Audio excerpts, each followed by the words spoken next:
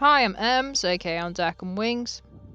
Here I have one of my favourite contemporary Warhammer 40,000 terrain kits. There's so much in this and you can customise it how you want to. The obviously best part of this kit are the shipping containers or crates, whatever you want to call them. The great thing about these is that you can make them in loads of different ways, so you can make them into terrain kits for narrative things like bars and ammunition stores, as well as make them into some cool dioramas, which I have done myself in the past. So this is the diorama in question. It's basically telling the story of two unfortunate gangers who have opened up an abandoned cargo hold to find a malfunctioning robot inside. It's extremely grimdark and weathered, and I think it's cool.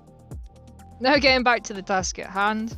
So I've semi-built these containers, and then I 3D printed some bits and glued them inside. These various bits came from different files from a company called Print Minis. I'm not affiliated with them, but I really like the bits that they make. They make dystopian and cyberpunk looking terrain and miniature STLs.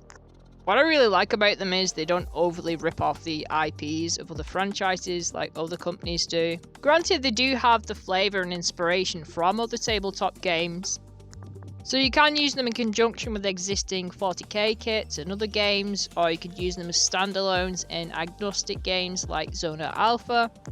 The resin I used is Gratkit white rigid resin. I really enjoyed using this. I am actually sponsored by these, and I'll put the link in the description below where you can get hold of some. I'll also pop in the description below where you can get the Print Minis files from. After the prints are dried within the containers, I added some sandy paste to create some verdigris and texture before I primed this model.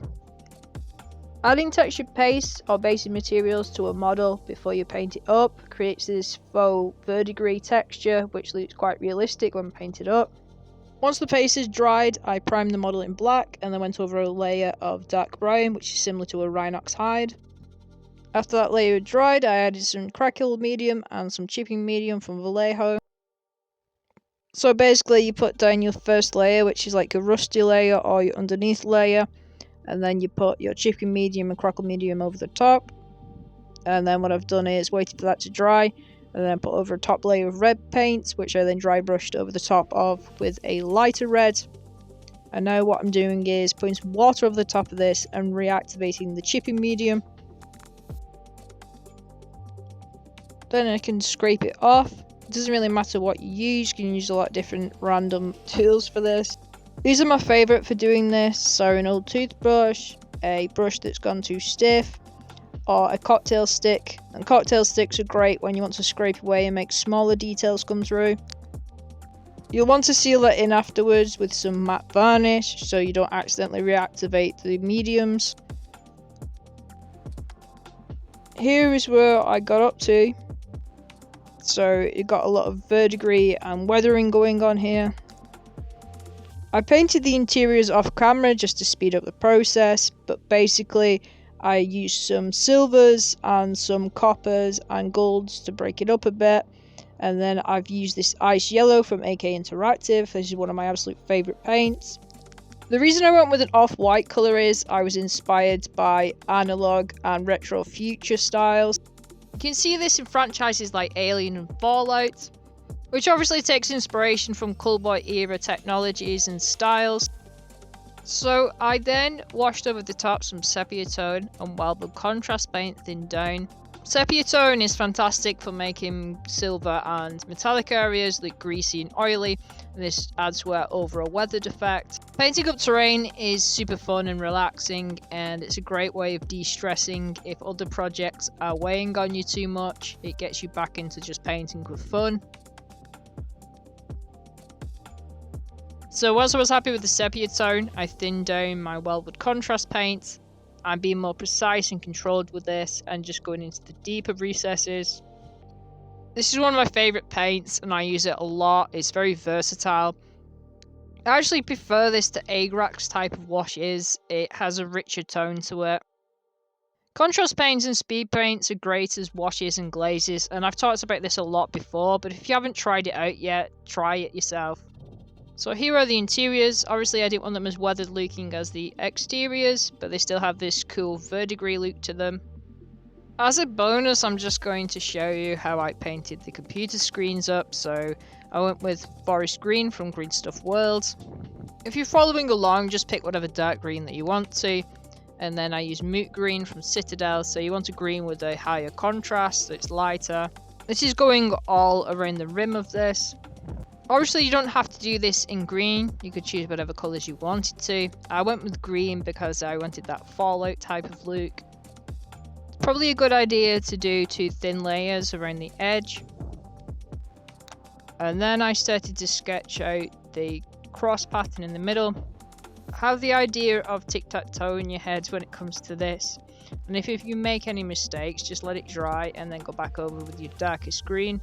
If you're wondering what the computer is stuck on top of, it's just some white tack and then I use a shot glass. These are really great for painting models on top of. Now for the last layer of green. So I mixed AK Interactive's Ice Yellow with that moot green. And I'm just highlighting the corners as well as some of the bits in the middle. This is just about practice, and you want your paints not to be too thin. You want them to be base layer consistency, so a little bit of water and then not too much in your brush. You want to keep control. And then after that I just added some dots with some red and some white. This now reminds me of the scanner from Aliens.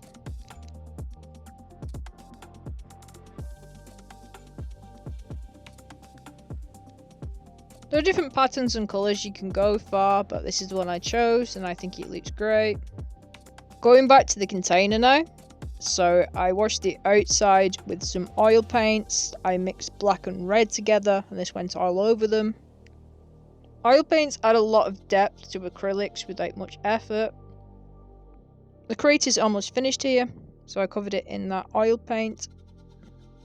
I then added some moot green to the lights and made it like an original source lighting effect. I did this to the interior too, as I found there was some lights inside I'd missed. And that green pops really nicely in contrast with the red. I wanted to add just a little bit more rust, because the more the merrier, so I'm using some rust pigments here. These are from MIG Ammo and they're called medium rust. I'm adding this on with an old worn out brush, and there's no rhyme or reason really to where I'm putting this. The same with rust, it doesn't adhere to a pattern as our brains would like it to, so keep that in mind if you're adding stuff like this.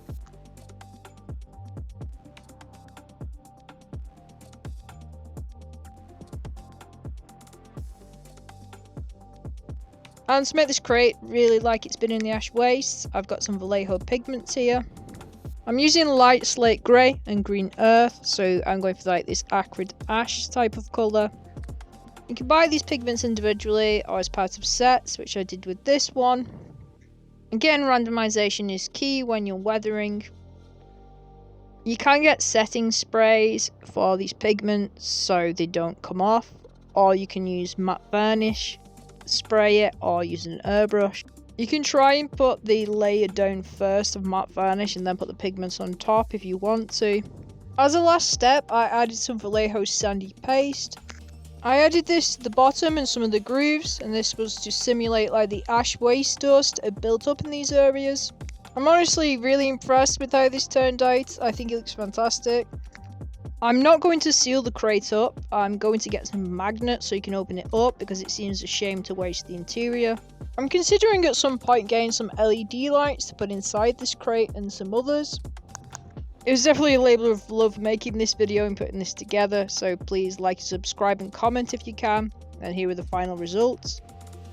As always, thank you for watching. Remember to enjoy your hobbies for yourself, respect that people enjoy them in their own ways, and at the end of the day, they're just war dollies. I'll see you in the next one.